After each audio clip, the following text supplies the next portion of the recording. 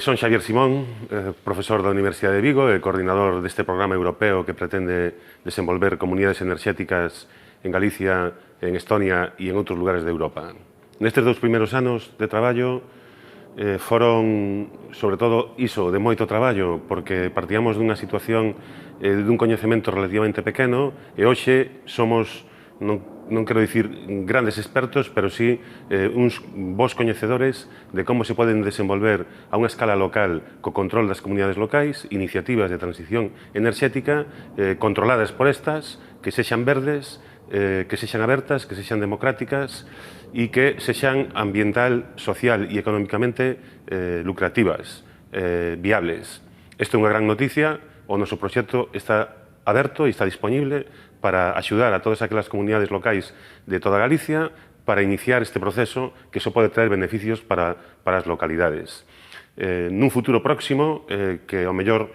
as persoas da miña idade xa non vemos, pero o futuro para os nosos fillos e para os nosos netos, o futuro enerxético é un futuro cheo de pequenas unidades de produción localizadas en cada territorio, cooperando entre elas e conectadas á rede para compartir os excedentes cando se producen ou adquirir enerxía cando non existe, cando non ates enerxía eléctrica. Por lo tanto, traballar nisto agora foi duro, os resultados non foron todo esperados, non temos conseguido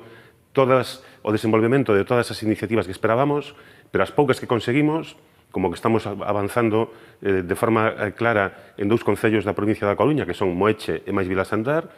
móstranos que é posible que ca cooperación de concellos, de cidadáns, de pequenas e medianas empresas, de comunidades de montes, etc.,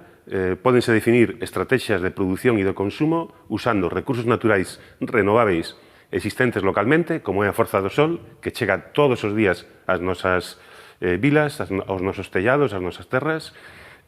para producir enerxía eléctrica que imos autoconsumir a custe case cero, non cero, pero case cero, 1, 2 céntimos o kilovatio hora, e